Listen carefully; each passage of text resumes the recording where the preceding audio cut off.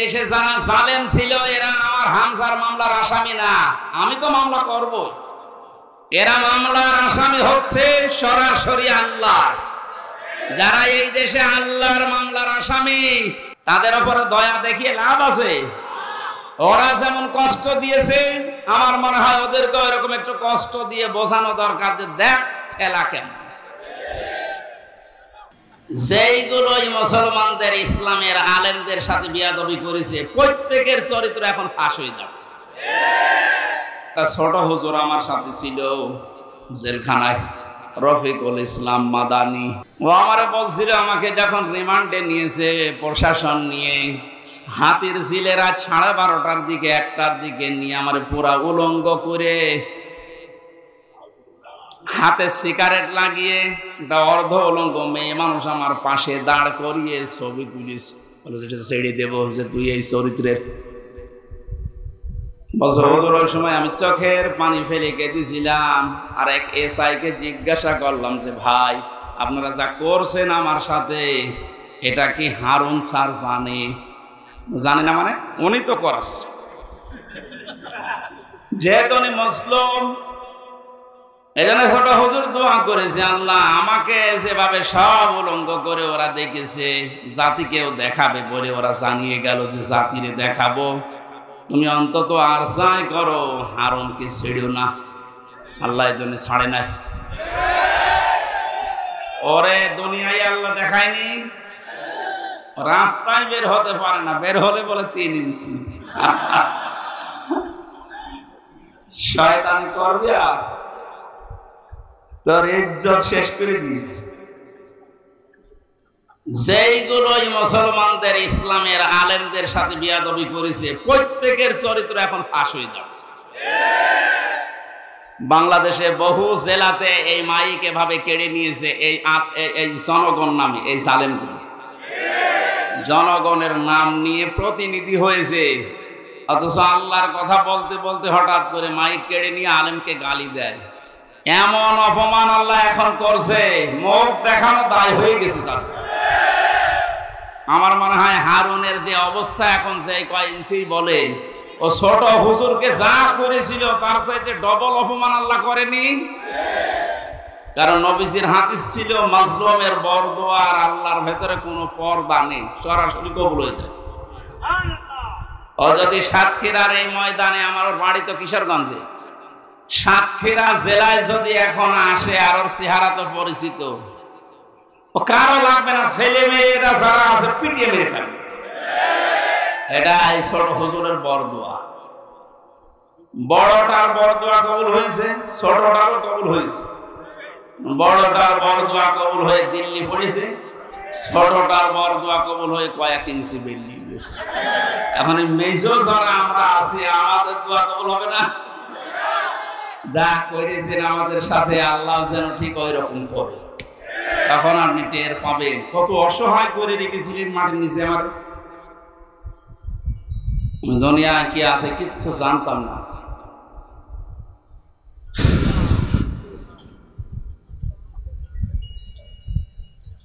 আমার ভাইরা,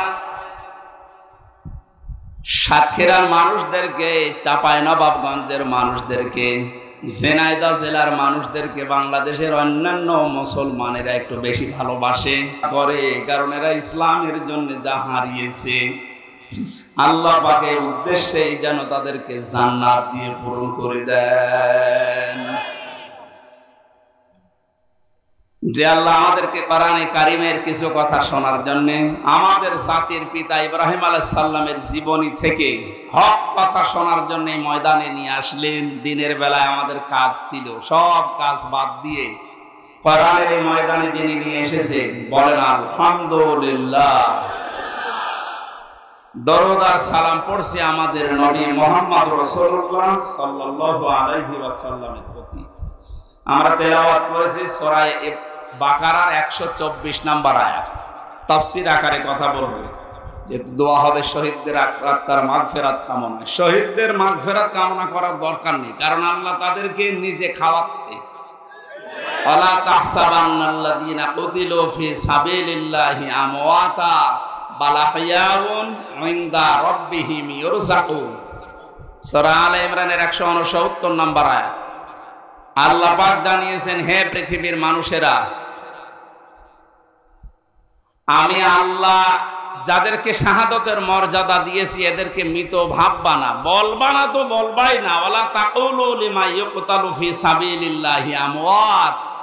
এই আয়াত দ্বারা আল্লাহ মুখের উপরে নোটিশ দিয়েছেন, শহীদদেরকে মরে গেছে এ কথা বলবা না। আর এই সূরা আলে ইমরান দিয়ে আল্লাহ জানিয়েছেন যে মনে মনে ধারণাও করবা না যে শহীদরা মারা গেছে। কারণ জীবন পর্যন্ত যে লোকটা জালেমের সামনে দিয়ে দিতে পারে একে মারা গেছে মনে মনে বলো গুনার কাজ। এই জন্য আল্লাহ ওয়ালা তাহসাবান্নাল্লাযিনা দিয়েছে, মনে মনে ধারণাও করবা না। খুব দামি শব্দ এটা, যার তার নামের আগে শহীদ লাগিয়ে দিলেই হবে। সুতরাং মানুষগুলোকে আমরা ধারণা যেন না করে যে ওরা এমনি এমনি মারা গেছে। ওরা তো জীবিত, ওরা আমাদের চাইতে উত্তম খাবার আল্লাহর জান্নাতের ভেতরে খাচ্ছে।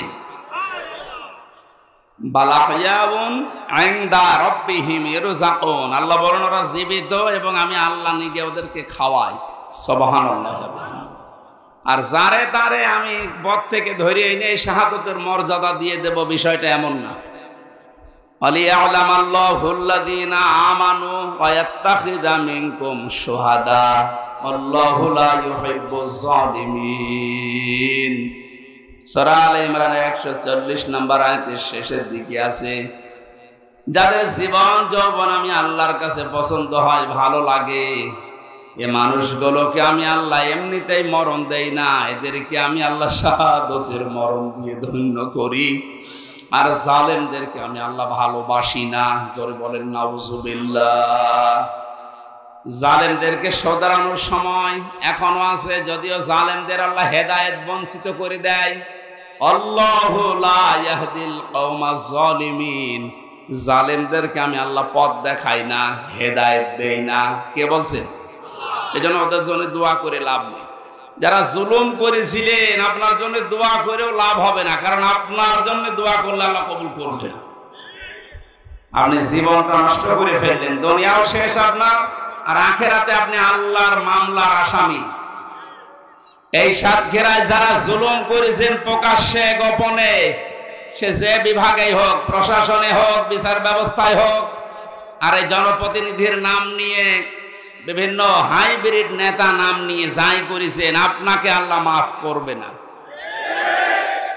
আল্লাহ মাফ করবে না। আপনার বলার দরকার কি? হ্যাঁ, আমার বলার দরকার আছে।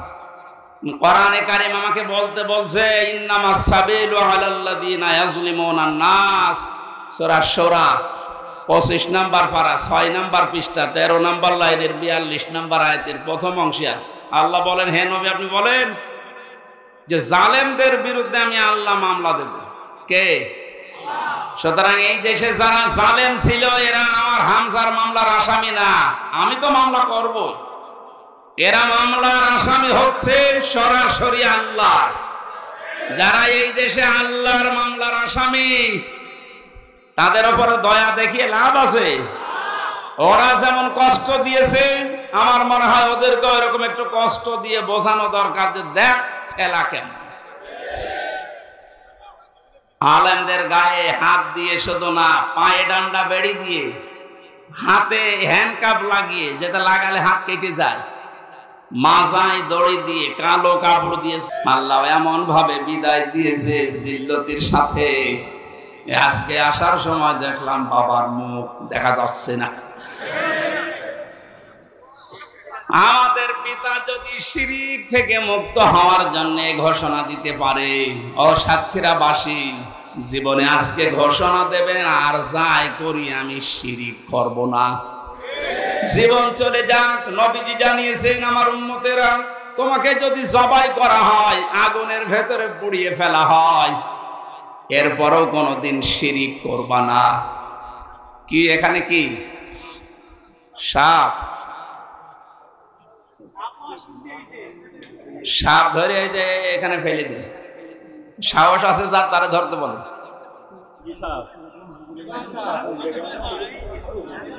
ও ঘোড়া সাপ আর কি, ওর রওশনের সাথে আর জীবন যৌবন সব শেষ। সাহস যার আছে তারে বলেন যে মাথা চেপে ধরে এদিকে ফেলে দিতে। কি হলো, আপনি কি ওটা হাতে করে বসে আছে? আসেন, মেরে ফেলেছেন। মেরে ফেলা ঠিক হয়নি। আমার ভাইরা, ইব্রাহিম আলাইহিস সালাম তিনি অনুসন্ধান করে খোঁজ করে পেয়েছিলেন কাকে? বলেন না কেন? আর আমাদেরকে এ জাতির আলেমরা নবীর ওয়ারিস না, চোখে আঙ্গুল দিয়ে দেখায়, এরপরও আমরা সত্যকে সত্য জানার পরও মানতে চাই না। তাহলে উনি ইব্রাহিম আলাইহিস সালাম জাতির পিতা হয়েছিলেন প্রথম পরীক্ষায় পাস। তিনি ঈমানের 10টা পরীক্ষা দিয়েছিলেন, এখানে আমরা 3টা পেয়েছি। একটা তারকা দিয়ে, একটা চন্দ্র দিয়ে, আর একটা সূর্য দিয়ে। রব্বুল আলামিন বলেন তাকে আমল সম্পর্কে আমি পরীক্ষা করেছিলাম 30টা। প্রতিটি আমলে হযরত ইব্রাহিম আলাইহিস সালাম তিনি পাস করেছিলেন। জোরে বলেন সুবহানাল্লাহ। হযরত ইব্রাহিম আলাইহিস সালাম যে 30টা পরীক্ষা দিলেন আমলের, এটা সূরা তাওবার ভেতরে পেয়েছি 112 নম্বর আয়াতে 10টা, সূরা মুমিনুনের 1 থেকে 10 নম্বর আয়াত পর্যন্ত 10টা, সূরা আহজাবের 35 নম্বর আয়াতে 10টা। এখন তাফসীর আকারে যদি এক একটা পয়েন্টের উপরে বলতে যাই অন্তত 3 দিন সময় লাগবে। এজন্য সামারাইজ করে বলছি, আমরা যদি হযরত ইব্রাহিম নবীর মতো আমলেও পাস করতে চাই, সূরা তাওবা, সূরা মুমিনুন, সূরা আহজাবের যে আয়াত নাম্বার বললাম, এইগুলো অবশ্যই আপনাকে জীবনে মিলিয়ে দেখাতে হবে। আল্লাহ আমাদেরকে প্রতিটা বিষয় আমাদের প্র্যাকটিক্যাল লাইফে মেলানোর তৌফিক দিন, কারণ আমরা যোগ্য বাবার যোগ্য সন্তান হতে চাই। এমন সন্তান আপনি রেখে গেলেন, সন্তানের কারণে আজ হাজারো মানুষ ধিক্কার দিচ্ছে, গালিগালাজ করছে। প্রফেসর ডক্টর মোহাম্মদ ইউনূসকে জিজ্ঞাসা করেছে যে উনি তো চলে গেল পালিয়ে, এখন ওনার বাবার যে মানুষ ভেঙে ফেলছে, কি করেন, কি বলেন আপনি? উনি জবাব দিয়েছে, ওনার মেয়ের জিজ্ঞাসা করেন কি কাজ করেছে তার মেয়ে, দেশে যেতে দেরি, আর বাবা আর দাঁড়িয়ে থাকতে পারে নাই। আমি কি করে বলবো যে করেছে এগুলো? তার মেয়েকে জিজ্ঞাসা করেন, জবাব পাবেন। মেয়েরে পাবেন কোথায়? সে নাকি এখন ওখান থেকে মাঝে মাঝে ভিডিও বার্তায় কথা বলছে, কিছু কিছু জালেম তার সাথে কথা বলে, আর এখান থেকে সাহস দিচ্ছে, আপা ভয় পাবেন না, ঘাবড়াবেন না, আপনি ঘাবড়িয়ে গেলে আমরা নরম হয়ে যাই। ওরেও ধরেছে, ওই সন্তানটাকেও ধরেছে। এখন আপনার ভয় পাওয়া না, নরম হওয়া না, আপনি নরম তুলতুলে হয়ে যাবেন।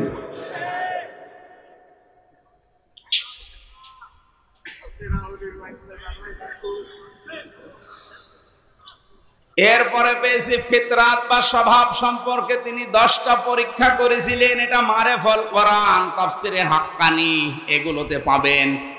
আমি একটা একটা করে এবার তাফসির আকারে পয়েন্ট আকারে বের করছি। হযরত ইব্রাহিম আলাইহিস সালামকে তিনি পরীক্ষা করেছিলেন, এটা আম্বিয়ার ভেতরে আছে 51 থেকে 59 নম্বর আয়াত পর্যন্ত। আমি আয়াতগুলো লম্বা করে বলতে গেলে দেরি হয়ে যাবে, কারণ সামনে আযান, মাগরিবের পরে আবার অনুষ্ঠান আছে সদরে, এই জন্য তাড়াতাড়ি করছি।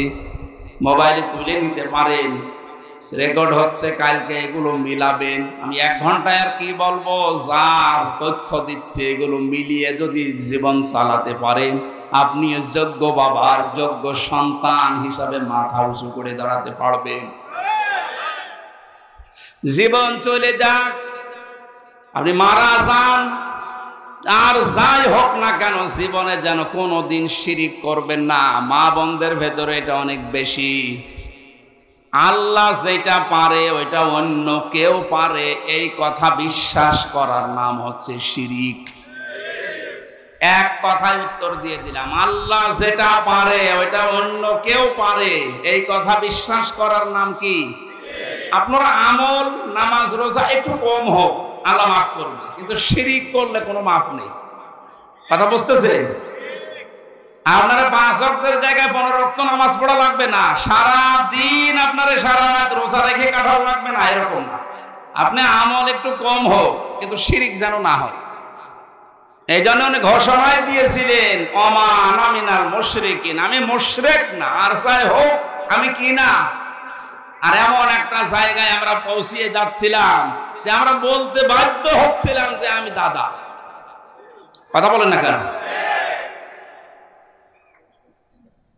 কি একটা মারাত্মক অপরাধ থেকে আল্লাহ আমাদেরকে বাঁচিয়ে দিয়েছেন। কিয়ামতের ময়দানে সবচাইতে বড় কঠোর আযাব দেবেন আল্লাহ মুশরিকদেরকে। ফাকাদিমনা ইলা মা আমিলু মিন আমালিন ফাজআলনাহু হাবাআম মানসুরা। সূরা ফুরকানের ভেতরে আছে, আল্লাহ বলেন কিয়ামতে যখন আমলনামা সামনে আসবে, যদি শিরিক কিছু পায়, ওটা ধলি কণার মতো মুখের উপরে নিক্ষেপ করে বলবো তোর কোনো বিচার নেই। জোরে বলেন নাউজুবিল্লাহ।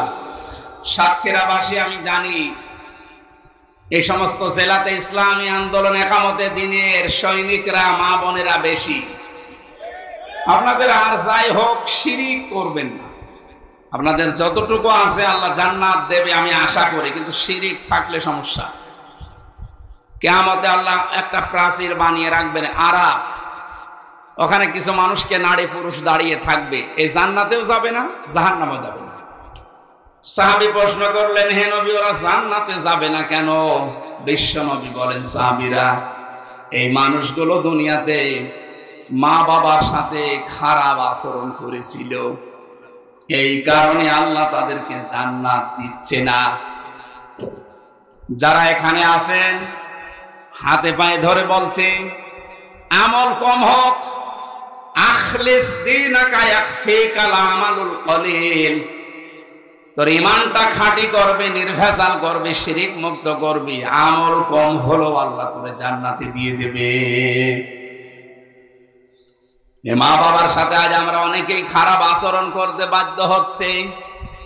এর পেছনে যারা কল কাটি নাড়ায় তারা অধিকাংশ পরিবারে খোঁজ খবর নিয়ে দেখলে দেখা যায় তার স্ত্রী দায়ী। কথা বলেন না। একটা মা হওয়ার জন্য যে কষ্টটা সহ্য করেছে আপনার আমার মা, এই পৃথিবীতে আমার মুখটা দেখার জন্য বিজ্ঞান এখন প্রমাণ করছে 57 ইউনিট কষ্ট সহ্য করা লাগে একটা সন্তানকে দুনিয়ায় আনতে মায়ের। অথচ পুরুষ মানুষ যত শক্তিশালী হোক, ও যদি মোহাম্মদ আলী হয়, তারপরেও এই মানুষটা সর্বোচ্চ কষ্ট সহ্য করতে পারে 45 ইউনিট। এর উপরে কষ্ট সহ্য দিলে ও মারা যাবে। একটা মা দুনিয়ায় আমার মুখ দেখতে গিয়ে 57 ইউনিট কষ্ট সহ্য করে তারপরে আমি দুনিয়ায় এসেছি। এই জন্য আল্লাহ আরাফ নামক প্রাচীর দিয়েছে, এদেরকে জান্নাতে দিচ্ছে না। এই প্রথম কারণ। যারা বিভিন্ন জায়গায় বসে কথা শুনছেন, আপনাদেরকে আমি জান্নাতে নিতে চাই, জান্নাতে নিতে চাই, এজন্য বলছি দুনিয়া কি হবে কয়দিন যাবে না। মা বাবার সাথে খারাপ আচরণ যেন আপনার স্বামী না করে, বারবার তাকে পথে রাখেন, বোঝান। এমনকি তার নিকট আত্মীয় স্বজন যারা আছে, তার বোন আছে, তার ভাই আছে, তার চাচা আছে, ফুফু আছে, এগুলোর সাথে যেন সুন্দর আচরণ করে, তাদের হক আদায় করে, সমর্থ অনুযায়ী তাদের দেখাশোনা করে, টাকা পয়সা তাদের উপরে খরচ করে, এটা আপনি উদ্বুদ্ধ করেন। তিরমিজি শরীফের হাদিস, আল্লাহর নবী বলেন, কোন স্বামী তার স্ত্রী যদি চায় যে আমার স্বামী আরো বেশি দিন বেঁচে থাক, আমার স্বামীর আরো মান মর্যাদা বাড়ুক, তার দুনিয়ার সম্মান বেড়ে যাক, টাকা পয়সা অর্থ সম্পদের মালিক হোক আরো বেশি বেশি, তাহলে স্ত্রীর উচিত সে যেন নিজের স্বামীকে বারবার উদ্বুদ্ধ করে, স্বামী আর যাই করো রক্তের সম্পর্কগুলো ঠিক রাখো। একটা সন্তানের সাথে সবচাইতে রক্তের সম্পর্ক বেশি তার মা আর বাবার, এ কথা বলে না কেন? এরপরে তার ভাই আর বোনের, এরপরে চাচা ফুফু। তাহলে আপনি স্ত্রী হিসাবে এটা কিন্তু একটা ইবাদত, এটা দুনিয়ার কাজ না। মনে করছেন এ দুনিয়ার কাজ আর কি হবে? আপনি নামাজ পড়া যেমন ফরজ মনে করেন, রোজা রাখা ফরজ মনে করেন, নিকট আত্মীয় যারা, তাদের সাথে আপনার স্বামীকে দিয়ে ভালো ব্যবহার করানো, খোঁজ খবর রাখা নামাজের মতো ফরজ। অথচ এইটা অধিকাংশ পরিবারে না থাকার কারণে ছোটখাটো বিষয় নিয়ে মনোমালিন্য। অনেক সন্তান আছে মা বাবার পরিচয় দিতে চায় না, কথা বলে না, চাচার সাথে কথা বলে না, ফুফুর সাথে খোঁজ খবর নেয় না, অথচ ধর্ম আত্মীয় পাঠিয়েছে সেখানে মাসে 2 বার যায়, আর নিজের আপন ফুফু গরিব দেখাও করে না, খোঁজও নেয় না। না, আপনার নামাজ কবুল হবে না, আপনার এই বোরকা পরা পর্দা করা বেকার হবে। আপনি মনে করছেন এটা দুনিয়ার কাজ, নামাজ পড়েন 6 ওয়াক্ত তাহাজ্জুদ মিলে, তা বোরকা পরেছেন একেবারে 14 হাত, অথচ আপনার মিল নেই ফুফু শাশুড়ির সাথে, আপনার চাচা শ্বশুরের সাথে। আমি কি আর কি মারছি বলেন? হাজারো পরিবারে এরকম নেই। আমার বিশ্ববিদ্যালয়ে এক স্যার ছিল হাদিস বিভাগে, ডাক্তার আব্দুল্লাহ জাহাঙ্গীর। উনি বলছিলেন এক চেয়ারম্যান গেছে খুলনায়, সারাদিন কাজকর্ম করার পরে খুলনাতে ছেলের বাড়ি, ওখানে উঠেছে। রাত একটু বেশি হওয়ার কারণে বাবা বলছে, সন্তান আমি চলে এসেছি, একটু রাত বেশি হয়েছে, কিছু মনে করো না। বলছে আসেন বাবা। ভেতরে নিয়ে স্ত্রীকে বলছে আমার বাবা এসেছে, রান্না করো। স্ত্রী বলছে না আমি পারবো না, আমি সেই সন্ধ্যা থেকে রাত 11টা পর্যন্ত সিরিয়াল দেখতে দেখতে ক্লান্ত, পারবো না। অন্তর্বর্তীকালীন সরকার আসার পরে এই জিনিসটা অন্তত মাফ হয়েছে, ভারতের সিরিয়াল গুলো বন্ধ করে দিয়েছে। এখন আছে আর আমার মনে হয় অনেক মহিলা বরদোয়া দিয়েছে দিক, যাই বলেছে পারবো না, ওগুলো আপনার বাবা, আপনি রান্না করে খাওয়ান। চিন্তা করছে এখন যদি মারধর করে, যদি উচ্চবাচ্য করে আমার বাবা আবার জেনে ফেলবে। ঠিক আছে, কিছু না বলে বাবাকে বলছে আব্বা তুমি কি খেয়ে এসেছো? ছেলের বাড়ি কেউ খেয়ে যায়? ও তো সব কথা শুনে ফেলেছে, লজ্জার খাতিরে বলছে ঠিক আছে খাওয়া লাগবে না, আমি খেয়ে এসেছি। রাত 12:30টায়, মাত্র 1.5 ঘন্টা পরে এসেছে। আর একটা ছেলে এসে কলিং বেল চাপ দিয়েছে, বাইরে যেয়ে দেখে ওর ছোট শালা। বলছে দোলা ভাই চলে আসলাম, আসো তোমার দিয়ে খেলা শুরু হবে। স্ত্রীকে বলছে ওঠো, না তোমার ভাই এসেছে, এবার উঠিস। আমি একটু বাড়িয়ে বলছি না, ভাই এসেছে এবার উঠে রান্না বান্না করলেন। আগের যেটা ছিল ওইটাও যদি এই আচরণ করতেন, আমার মনে হয় কোন সংসারে বাংলাদেশে আলাদা হইতো না। আপনার মনটা এত ছোট কেন? একটু বড় করতে পারেন না? আর শুধু এই ক্ষেত্রে স্ত্রীরই দোষ না, অনেক মা বাবা আছে নিজের মেয়ের ভুল হলে মাফ করে দেয়। আর পুত্রবধূ একটা লোকের মেয়ে, ওর পান থেকে চুন খসলে আগে ছেলের কানে কানে তুলে দেয়। এইটা মা বাবা না, এটা ডাইনি।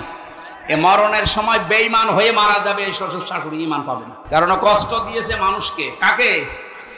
যার অধিকার নষ্ট করেছেন, কষ্ট দিয়েছেন, আগে তার কাছে মাফ চাবেন। সে যদি মন থেকে মাফ করে দেয়, এরপরে আল্লাহ মাফ করবে।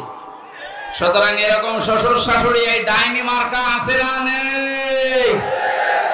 কারা আছেন এরকম হাত তোলেন তো। একজন এই লোকটা মরণের সময় ঈমান পাবে না, ও বেঈমান হয়ে মরবে। কারণ ওর দ্বারা ওর পুত্রবধূ, ওর বেটার বউ খুব ঝামেলায় আছে। সাতক্ষীরাবাসী রান্না বান্না যখন কমপ্লিট করেছে, ছেলেটা ডাক দিয়ে বলছে আব্বা তোমার বৌমা রান্না করেছে, তুমি ওঠো। বাবা কিন্তু সব শুনতে পেয়েছে, ডাক দিয়ে বলছে সন্তান আমার খাওয়া লাগবে না, তোরা খেয়ে ঘুমিয়ে পড়। সকালবেলা ব্যাগ গুছিয়ে বাপ চলে যাচ্ছে, ছেলের সামনে গিয়ে বলছে আব্বা চলে যাও মানে? তোমার বৌমা রান্না করছে, খেয়ে যাবা না? চোখের পানি ফেলে দিয়ে বাবা বলে সন্তান আমি যেদিন তোর শালা হব ওদিন খেয়ে যাব।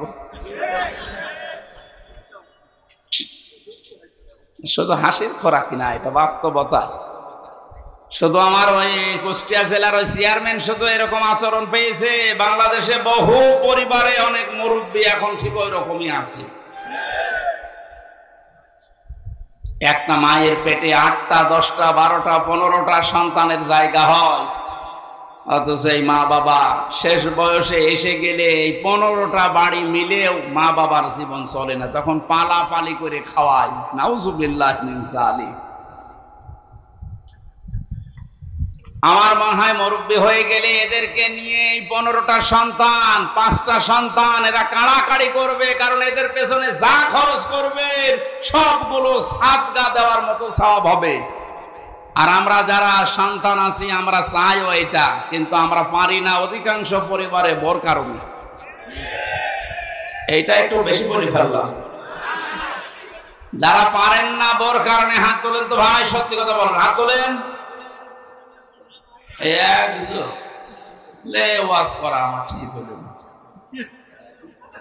একটা মানুষের তাহলে এই সমস্যা, বাকিগুলো সবই আপনারা জান্নাতে আছেন আলহামদুলিল্লাহ।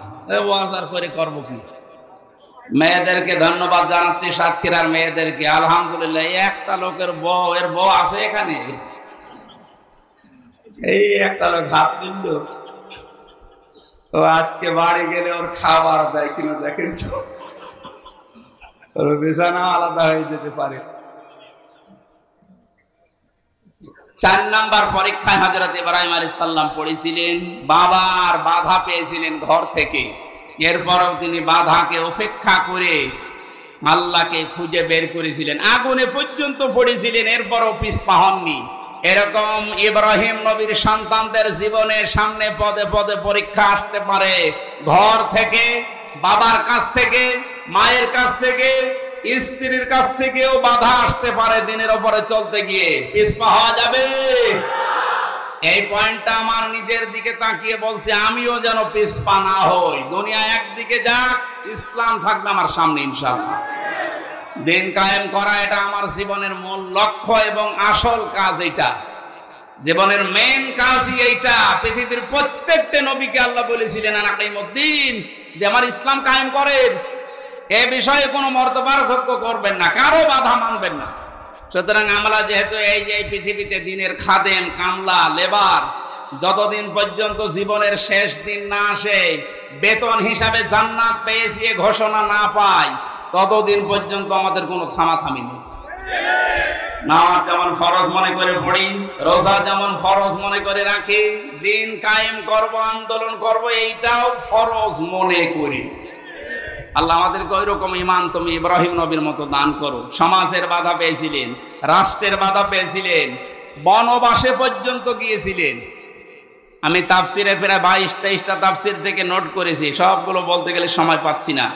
হিজরতের পরীক্ষা দিয়েছিলেন, জবাই করেছিলেন সন্তানকে, প্রত্যেকটার শেষে কোরআনের আয়াত সেট করেছি। এরপরে কাবা নির্মাণ করে পরীক্ষা দিয়েছিলেন আল্লাহকে। হজের 26 নম্বর আয়াতে আছে। ফিতরাত সম্পর্কে তিনি পরীক্ষা দিয়েছিলেন 10টা, এই মাথার ভেতরে 5টা।